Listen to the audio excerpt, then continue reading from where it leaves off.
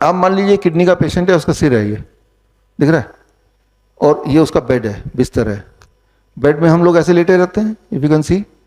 हम क्या करते हैं, उसके बेड को जिस तरफ सिर है उस तरफ नीचे कर देते हैं, और जिस तरफ पैर है उस तरफ 3 ईंटें लगा देते हैं।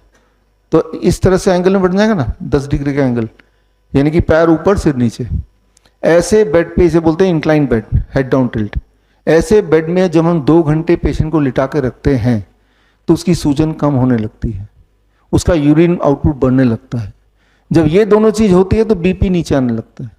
जब बीपी भी नीचे आ गया तो वीकनेस जाने लगती है, यानी कि धीरे धीरे धीरे धीरे वो he is recovering from kidney patient.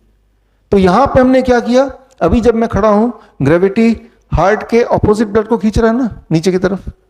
Heart gravity के ऑपोजिट ऊपर की तरफ। अब ये जो आदमी लेटा हुआ है और पैर ऊपर है, तो ग्रेविटी ब्लड को पैर से हार्ट की तरफ ले जा रहा है।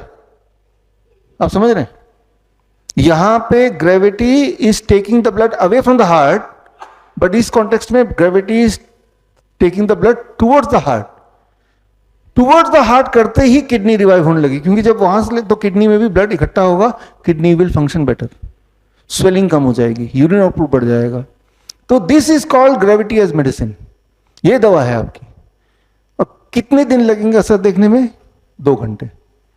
कैसे पता चलेगा असर आया कि नहीं? 2 घंटे बाद अपना देखिए स्वेलिंग कम हुआ कि नहीं, उस दिन का यूरिन आउटपुट मेजर कर लीजिए, कम हुआ कि नहीं, उस दिन का बीपी मेजर कर लीजिए, पहले से कम हुआ कि नहीं, फिर हर दिन कीजिए।